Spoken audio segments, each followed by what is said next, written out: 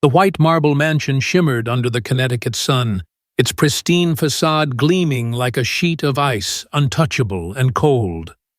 Perched high on a hill, surrounded by meticulously trimmed hedges and symmetrical gardens, it was a fortress of wealth, a monument to control. For Claire Donovan, the billionaire heiress who called it home, the mansion was more than a residence. It was her empire built on a loveless marriage and an unyielding sense of responsibility. Every detail, from the imported Italian tiles to the polished silver fixtures, was a testament to her need for order. Claire thrived on precision, her days orchestrated with the efficiency of a corporate boardroom. Her life, like her home, was a carefully curated display of perfection. But beneath the surface, it was hollow, a polished shell encasing a family that rarely connected. Her 8-year-old son, Caleb, blind since age 2, moved through the house like a ghost, his steps hesitant, his voice quiet, his world small.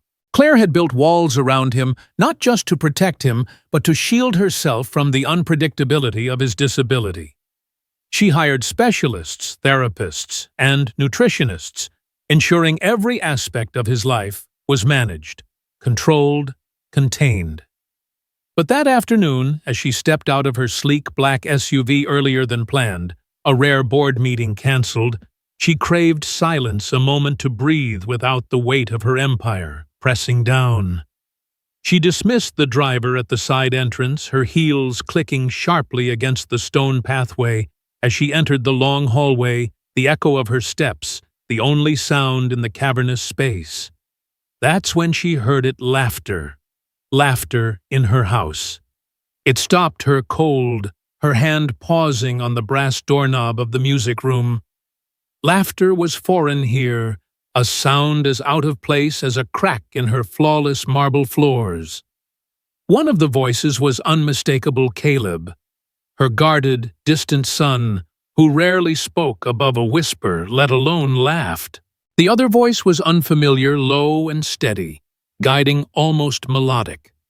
Claire's heart quickened, not with joy, but with unease. She moved toward the sound, her fingers brushing the long linen curtains that framed the floor-to-ceiling windows of the music room. Peeking through, she froze her breath, catching in her throat. There, on the manicured lawn of the backyard, stood Danielle, the black janitor Claire had hired 6 months ago to clean, to stay invisible, to blend into the background of her perfect world. Danielle was tall, her hair pulled back in tight braids, her face calm but sharp, her movements deliberate. She knelt in the grass, barefoot, facing Caleb, who was also barefoot, his small fists clenched in front of him. Danielle guided his hands through slow circular motions, her voice steady but firm. "Caleb, feel your center. Listen to the ground beneath you," she said, her words carrying a quiet authority. Caleb's face was focused, his body mimicking her movements, his arms strong, his posture confident in a way Claire had never seen. He was concentrating, his lips curved in a faint smile, a spark of life in his usually reserved demeanor. Claire's hand tightened around the curtain, her nails digging into the fabric. What was this? Danielle was supposed to scrub floors, dust shelves, and disappear into the rhythm of the house, not teach her brained son.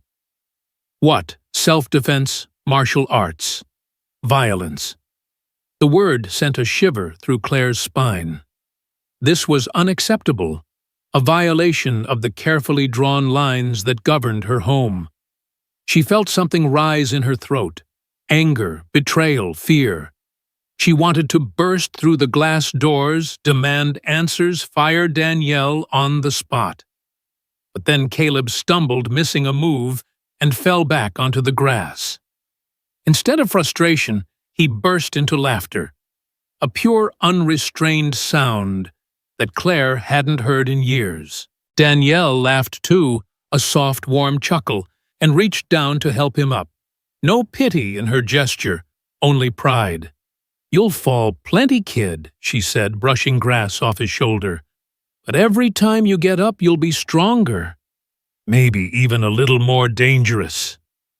Caleb grinned, his face alight with a joy Claire barely recognized. Like a blind ninja, he asked, his voice bright with excitement. Danielle nodded, her eyes softening. Exactly like that. Claire's hand flew to her mouth, stifling a gasp. She couldn't remember the last time Caleb had spoken with such enthusiasm, such life. But the sight of him throwing punches, even playful ones under the guidance of a woman she barely trusted, with the laundry, sent a wave of unease through her. Was this manipulation, a game? Danielle was crossing a line, stepping into a role she had no right to claim. Claire backed away from the window, her movements slow, deliberate, unseen. She retreated down the hallway, her heels no longer echoing with authority but with uncertainty. Upstairs, she locked her bedroom door and sank into her navy blue velvet armchair, staring at her hands as if they held answers. They didn't. Something was out of place in her perfectly ordered world, and she was determined to find out what it was. The house, with its sterile elegance, had always been a reflection of Claire's control, but now it felt like a stage for something she hadn't scripted. Danielle didn't belong here, not in the way Claire had envisioned. The mansion was too white, not just in its walls, but in its energy, polished voices, tight smiles, cold air. Danielle, with her quiet strength and unapologetic presence, was a disruption.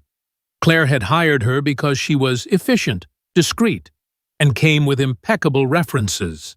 But now, seeing her with Caleb, Claire wondered what she had missed. Who was this woman? What did she want? The laughter lingered in her mind, both a comfort and a threat.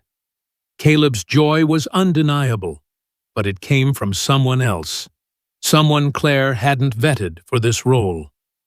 She picked up her phone, her fingers hovering over the screen. She needed answers, not just about Danielle, but about why her son, who had been so distant, so guarded, was suddenly alive in a way she hadn't seen since before his diagnosis. Claire's thoughts spiraled. She had spent years building a cocoon around Caleb, shielding him from a world that could be cruel to a blind child. She had hired the best specialists, enrolled him in elite programs, ensured his every need was met.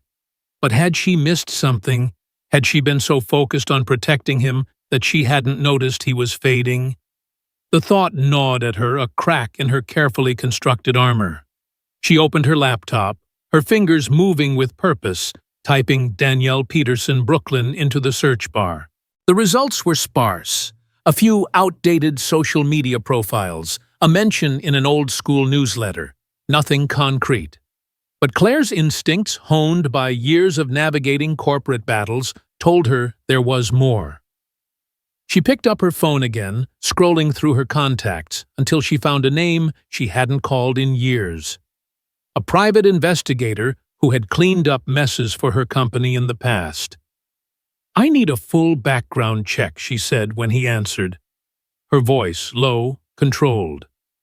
"Work history, family ties, education records, everything." Discreetly. The man's voice was casual, almost amused. "Looking for dirt." Claire's response was ice. "If there's dirt, I'll find it. And if there's a reason to fire her, I want to know it before she gives me one." She hung up her gaze, drifting to the window where the backyard was now empty, the grass undisturbed, as if the scene she'd witnessed had been a dream. But it wasn't. Something had shifted in her house, in her son, and she wasn't sure if it was a gift or a threat. Meanwhile, downstairs, Danielle moved through the kitchen with her usual efficiency, wiping down counters, folding dish towels, her movements precise but unhurried. She hummed softly, a habit she barely noticed, a melody from a life before this house. In her small room behind the garage, the walls told a different story. A faded martial arts certificate, a worn red belt hanging on a nail, a cracked picture frame holding a photo of a smiling boy. Danielle had been more than a janitor once. She had been a physical education teacher in Brooklyn, vibrant and driven, until life took a turn she couldn't outrun. She didn't dwell on it, not here, not in this house where she was expected to be invisible. But Caleb had changed that. His quiet steps, his hesitant voice had stirred something in her, a memory of another boy, another promise. She hadn't planned to teach him, not at first. It started with small games, sound recognition, spatial awareness, simple exercises to help him navigate his world. But when she saw the fear in his movements, the way he shrank from the unknown, she couldn't look away. So she began slowly, carefully teaching him to feel the ground, to trust his body, to find strength in a world that tried to make him small. She hadn't asked permission.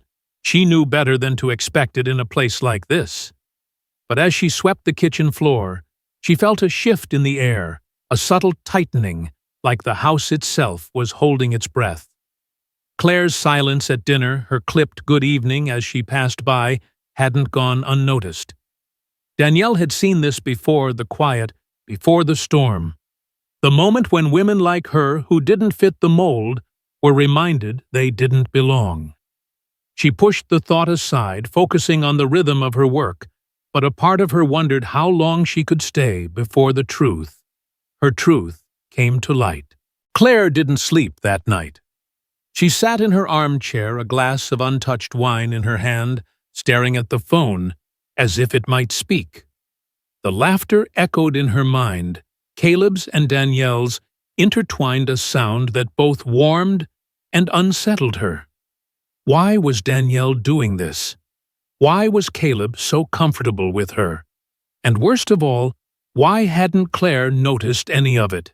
She prided herself on noticing everything: school reports, therapy notes, the smallest shifts in Caleb's mood.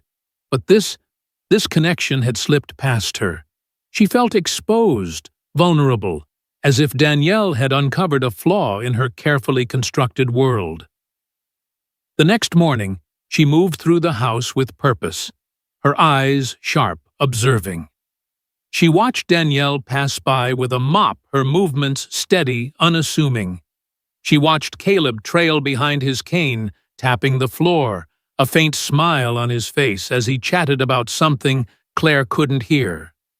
Her stomach twisted, a mix of jealousy and fear. She didn't confront Danielle, not yet. Instead, she watched methodically, waiting for the investigator's report, waiting for answers that would restore her sense of control. But deep down, a question lingered, one she wasn't ready to face. What if Danielle wasn't the problem? What if the problem was that Claire, in all her efforts to protect Caleb, had forgotten how to let him live? The mansion was quieter than usual, the kind of silence that felt like it was waiting for something to break. Claire Donovan sat in her home office, the sleek glass desk reflecting the dim glow of her laptop screen. The room was a study in precision: white walls, minimalist furniture, a single orchid in a crystal vase. But her thoughts were anything but orderly. The image of Caleb, her 8-year-old blind son, throwing punches in the backyard under the guidance of Danielle, the black janitor, replayed in her mind like a loop she couldn't pause. It wasn't just the act itself, Danielle teaching him self-defense, something Claire hadn't authorized, that unsettled her. It was the laughter, the ease, the spark in Caleb's face that she hadn't seen in years. She should have been grateful, but instead, she felt a knot of betrayal tightening in her chest. Who was Danielle to step into her son's life like this, to give him something Claire hadn't? She closed her laptop with a sharp click, her fingers lingering on the cool metal. The private investigator had promised a report by morning, and Claire needed answers. She needed to know who this woman was, what she was hiding, and why she thought she could cross lines in a house where boundaries were sacred. Downstairs, Danielle moved through her tasks with the same quiet efficiency, scrubbing countertops, folding linens, her face a mask of calm. But she felt the shift in the air, Claire's clipped greetings, the way her eyes lingered a fraction too long. Danielle had seen this before in other houses, other jobs. It was the look of suspicion, the prelude to dismissal. She pushed the thought down, focusing on the rhythm of her work, but the weight of it lingered heavy as the mop in her hands. Danielle's small room behind the garage was a world apart from the mansion's sterile elegance. The walls were bare, except for a few taped-up photos, a young boy with a wide grin, a cracked picture frame holding a martial arts certificate, a red belt hanging on a nail. The room smelled faintly of lavender, a candle she lit to ground herself after long days. She sat on the edge of her bed, her hands folded, staring at the photo of her son Marcus. He'd been born with congenital glaucoma, his vision fading by age 5, gone completely by 7. Danielle had made a promise to him, to herself, he would never be weak, never be pitied. She'd taught him to navigate the world with confidence, to use his body, his senses, to stand tall. As a physical education teacher in Brooklyn, she'd poured her heart into her students, but it was volunteering with visually impaired kids that gave her purpose. She'd developed a program, simple at first: sound recognition, spatial awareness, basic self-defense, to help them feel capable in a world that often overlooked them. Marcus had been her star, quick and brave, his laughter filling their tiny apartment. But the world didn't care about a black mother's promises. At 12, Marcus was mugged outside their building. 2 men, one with a knife. He'd fought back, used everything she'd taught him, but he was just a kid. The police called it a tragedy, said he shouldn't have resisted. The news didn't even mention his name. Danielle stopped teaching after that, stopped living for a while. Rent didn't pause, though, and survival demanded she move on.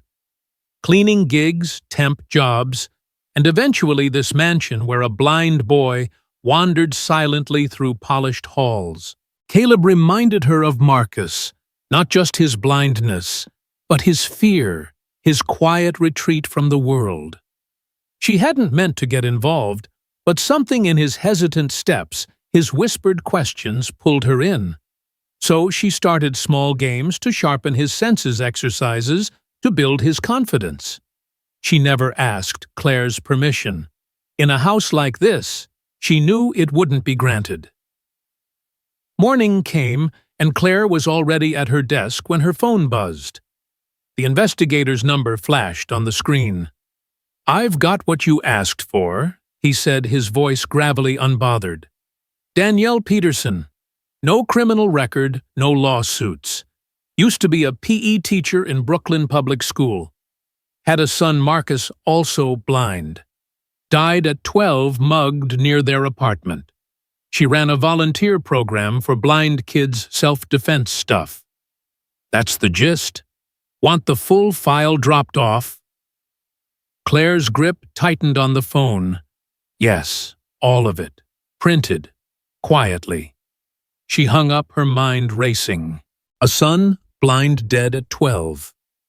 Self-defense training. The pieces were starting to form a picture, but it wasn't one she liked. Was Danielle using Caleb to relive her past, projecting her grief onto him? The thought made Claire's stomach churn. She was his mother, the one who'd carried him through years of doctor's visits, therapy sessions, sleepless nights after his diagnosis. She'd built a fortress around him, hired the best, ensured his world was safe. And now this woman, this janitor, thought she could step in and play Mother. Claire's jaw tightened. She needed to confront Danielle to reassert control. But she had to be careful. Caleb's laughter, his newfound spark, complicated things. She couldn't ignore that, no matter how much it stung. Danielle was in the kitchen preparing breakfast, cinnamon waffles, fresh orange juice, the smells warm and comforting in a house that rarely felt either.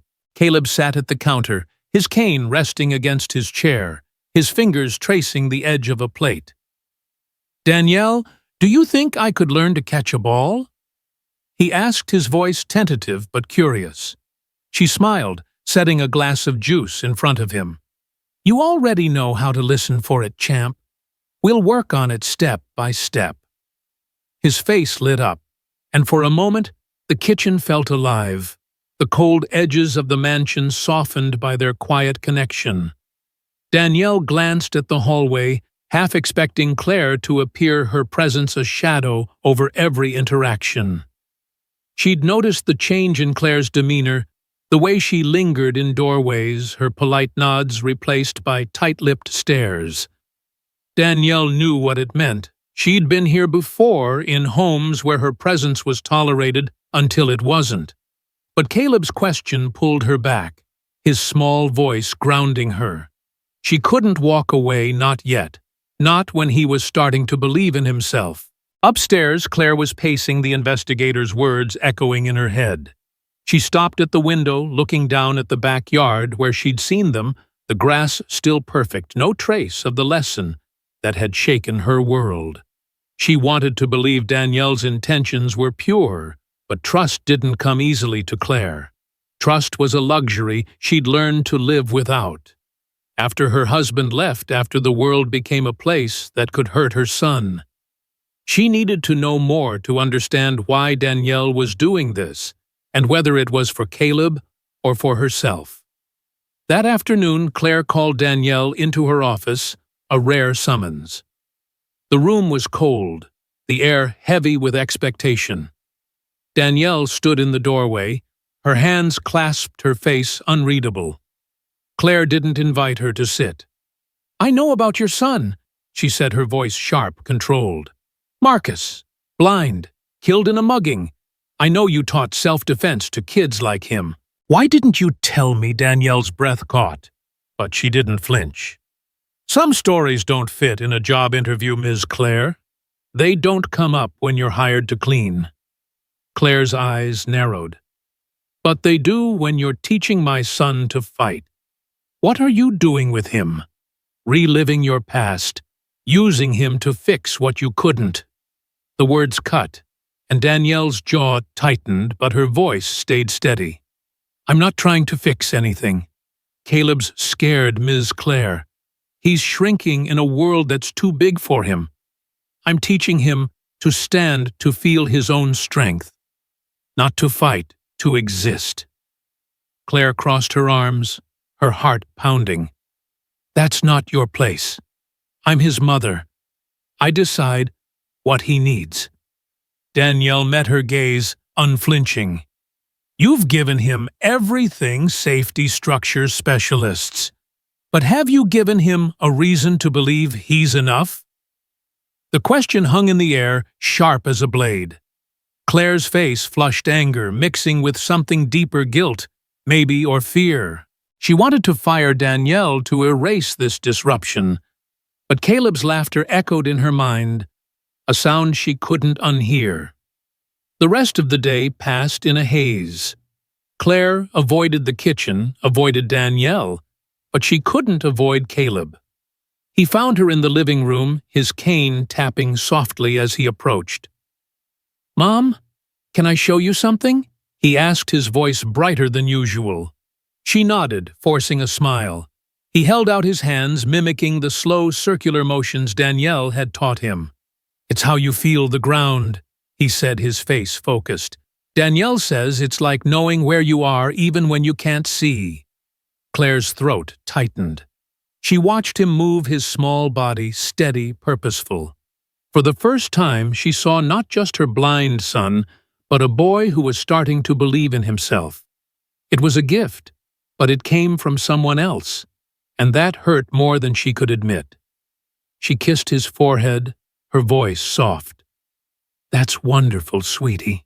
But inside, her thoughts churned. Danielle was giving Caleb something she hadn't, something she didn't know how to give. Was it strength, or was it danger? Was Danielle helping him, or turning him into someone else's son? Claire didn't know, but she felt the ground shifting beneath her. her control slipping. She retreated to her office, the investigator's file now on her desk, a manila folder filled with answers she wasn't sure she wanted. She opened it, her eyes scanning the pages, school records, newspaper clippings, a death certificate. Marcus Peterson, age 12, cause of death, stab wound. The words blurred, and for a moment Claire saw not just Danielle's past, but her own fears reflected back. She closed the folder, her hands trembling. Danielle wasn't just a janitor, and Caleb wasn't just her son anymore. Something was changing, and Claire wasn't sure she could stop it. The air in the mansion had grown thick with tension, as if the walls themselves were holding their breath. Claire Donovan moved through her days with a calculated precision, her interactions with Danielle reduced to curt nods and brief instructions. She hadn't fired her, not yet, but the confrontation in her office had drawn a line in the marble floor, one neither woman crossed. Claire's mind was a battlefield torn between the investigator's file pages of Danielle's past that painted a picture of loss and resilience and the undeniable change in Caleb. Her 8-year-old son, blind since age 2, was no longer the quiet, hesitant boy who clung to his cane like a lifeline. His steps had a rhythm now, a confidence that showed in the way he navigated the house, his fingers grazing walls with purpose, his voice carrying a spark of curiosity. Teachers at his school had noticed it too, sending emails about his engagement in sensory activities, his willingness to speak up, even his small talk with classmates' firsts that made Claire's heart swell with pride and twist with unease. Danielle was the root of it, and that truth gnawed at her. She watched from a distance, her eyes sharp, her silence heavy. Danielle, for her part, stayed in her lane. Her movements precise as she scrubbed floors, folded laundry, and prepared breakfast. But she felt Claire's gaze, the weight of unspoken accusations. She'd been here before in houses where her presence was a convenience until it became a problem. Yet she couldn't walk away, not when Caleb's smile, his growing courage, reminded her of what she'd once given her own son, Marcus. The backyard lessons had stopped, at least where Claire could see. But Danielle found quiet moments to teach Caleb sound games in the kitchen, balance exercises in the hallway, small ways to keep his spark alive without crossing Claire's invisible line. The afternoon sun filtered through the tall windows, casting golden streaks across the Italian tiles. Caleb sat in the living room, headphones on, listening to an audiobook, his stuffed guide dog tucked under his arm. Danielle was in the kitchen wiping down counters, the smell of fresh coffee lingering in the air. The house felt deceptively calm, a rare moment of stillness in a space that had been humming with tension. Then the doorbell rang, a sharp chime that cut through the quiet. Danielle paused, her hands still on the damp cloth. She wasn't expecting anyone. Deliveries were usually left at the main gate, and Claire hadn't mentioned visitors. She walked to the front door, her steps cautious, and kept the security latch on as she opened it a crack. A man stood there, tall, wearing a hoodie and a baseball cap pulled low, his face partially obscured by a scruffy beard that looked oddly out of place, like it didn't belong. "Can I help you?" Danielle asked, her voice steady but alert. The man shifted his weight, holding a small package. "Delivery for Claire Donovan," he said, his tone flat, his eyes darting past her into the house. "She's not home. You can leave it at the main gate," Danielle replied, her grip tightening on the door. He hesitated, his hand twitching at his side. "It's personal. I need to hand it over." Something in his voice, in the way he stood, set her nerves on edge. "Come back later," she said, starting to close the door. But before she could, he shoved it hard, the latch snapping with a metallic crack. He stepped inside, his movements quick, predatory. Danielle backed up, her heart pounding her body, instinctively shifting into a defensive stance. "Where's the safe?" he barked, his voice low but sharp, his eyes scanning the hallway. Danielle's mind raced, years of training kicking in her senses sharp. "There is no safe," she said, keeping her voice calm, her body angled to block his path. "Don't lie to me. I know there's money in this house. You got 5 seconds." He took a step closer, and then he said it, the words that made everything stop, or I start with the blind kid. Danielle's breath caught her eyes, flicking toward the living room where Caleb sat, unaware, his headphones still on. She took a slow, deliberate breath, pulling from a place deeper than fear, a place forged in loss and survival. "He doesn't know anything. Leave him out of this," she said, her voice steady, her body ready. The man smirked his hand, reaching into his pocket, and moved toward the living room. Too late. That was it. Danielle moved fast, grabbing his jacket and yanking him back with a force that surprised even her. He spun, shoving her hard, and she hit the wall, pain shooting through her shoulder. But she didn't stay down. In seconds, she was up, her eyes locked on him. "Caleb," she shouted, her voice cutting through the air. "Do what I taught you," from the living room. Caleb pulled off his headphones, his body freezing for a moment before straightening. He stood, his small hands clutching his cane, listening just as she'd taught him. Feel the ground, hear the space, trust your body. Danielle circled the intruder, drawing his attention away from Caleb. "Come on, you want something? Come get it," she said, her voice low, taunting. He lunged, his arms swinging, but she sidestepped, her movements fluid, precise. Right then, his foot caught on a rug folded just slightly. An accident Caleb had caused moments earlier when he'd moved through the room. The man stumbled, his balance thrown, and Danielle didn't hesitate. She drove her elbow into his throat, a sharp, controlled strike. He gasped, clutching his neck, and fell to his knees. She grabbed a heavy ceramic lamp from the side table, raising it above him. He threw up his hands, coughing. Okay, I'm done," he rasped, crawling toward the door. Danielle let him go, her chest heaving, and slammed the door behind him, locking it with trembling hands. She grabbed the phone, dialing 911. "Police," she said, her voice steady, despite the adrenaline coursing through her. As she waited, she sank to the floor, pulling Caleb into her lap. He was shaking, his small body pressed against hers.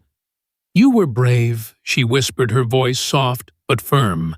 "I just remembered what you said," he murmured, his voice small but steady. "That's all it takes." They sat there, the house silent except for their breathing, until the sound of sirens pierced the air. Claire arrived an hour later, her SUV pulling up to a scene she couldn't have imagined, flashing police lights, officers on the lawn, yellow tape across the driveway. Her heart stopped as she pushed through the front door, her eyes scanning frantically until she saw Caleb safe, sitting on the couch, with a blanket around his shoulders, clutching Danielle's hand. Danielle stood nearby, her shoulder bruised, her face calm but tired. An officer approached Claire, explaining the break-in. The intruder's demands, Danielle's quick thinking. "She protected your son, ma'am," he said, his tone matter-of-fact. "Kept him safe?" Claire nodded, her throat tight, her eyes locked on Danielle. The officer handed her a preliminary report, but she barely heard him. All she could see was Caleb alive, unharmed, and Danielle limping slightly, sweeping up bits of broken glass from the shattered lamp. The house, her fortress, had been breached, and the woman she'd doubted, the woman she'd judged, had been the one to hold it together.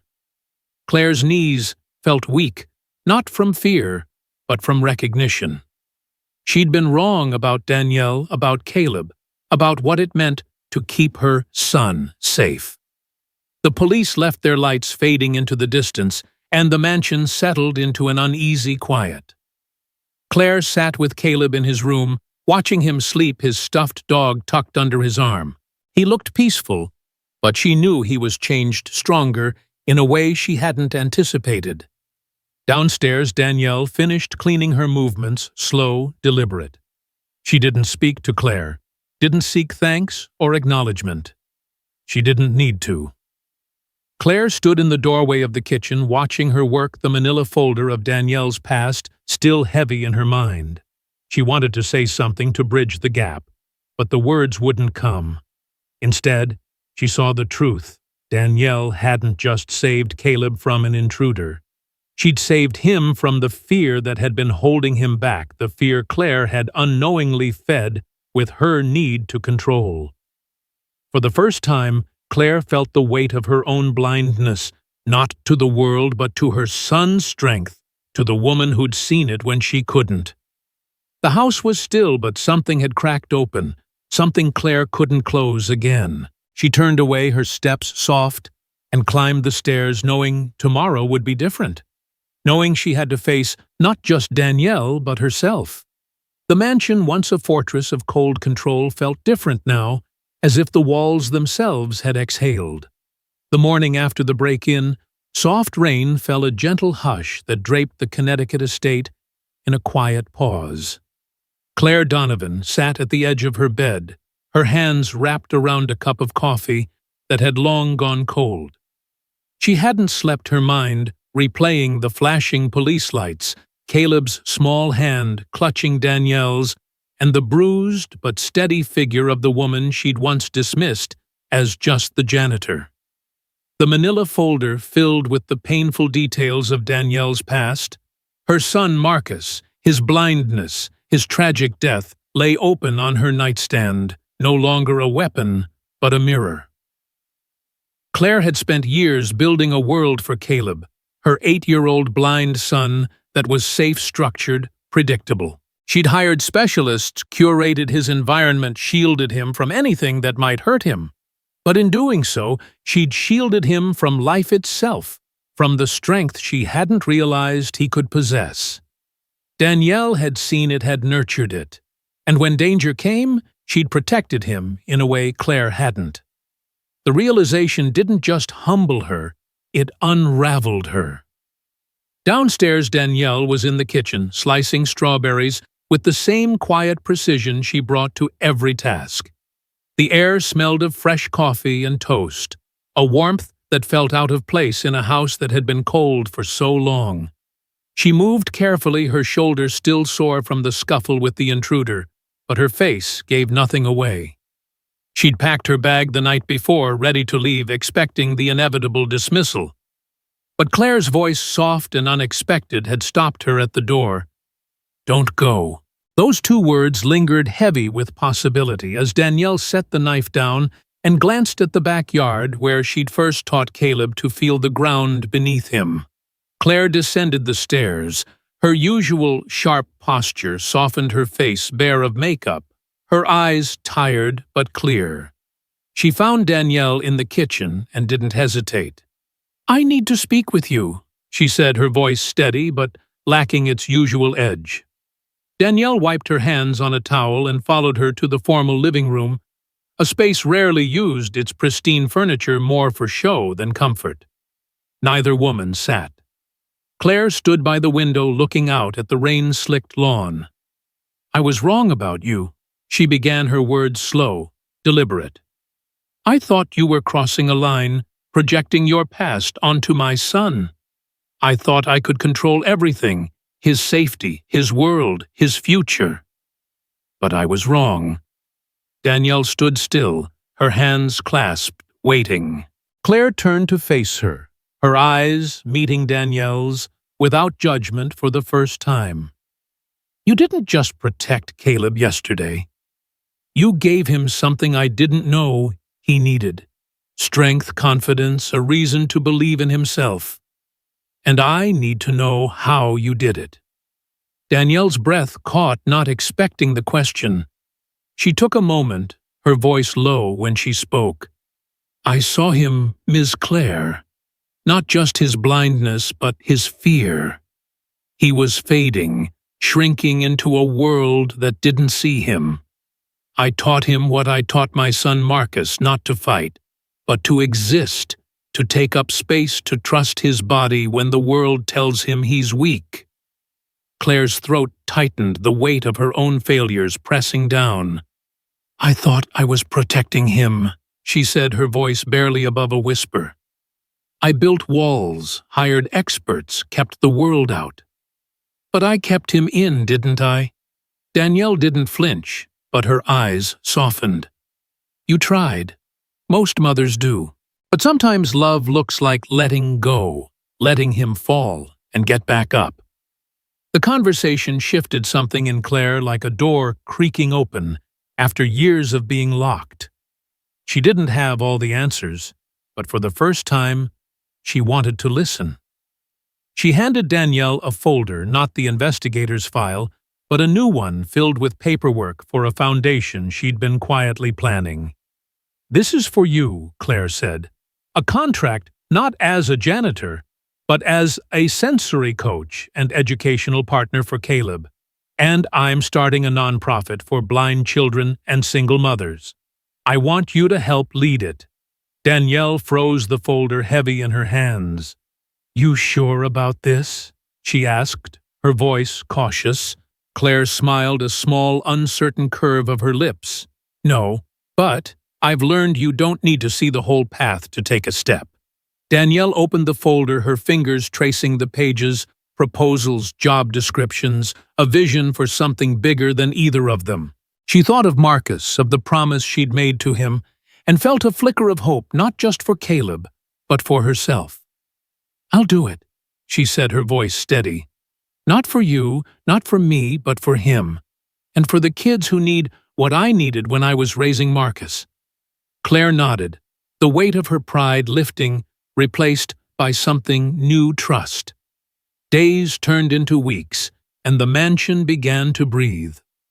Caleb moved with a new rhythm, his cane tapping with purpose, his laughter filling rooms that had once echoed with silence. Claire watched him closely, not with the anxious control of before, but with a quiet awe. She took him to the park one afternoon, just the two of them. No assistants, no schedules.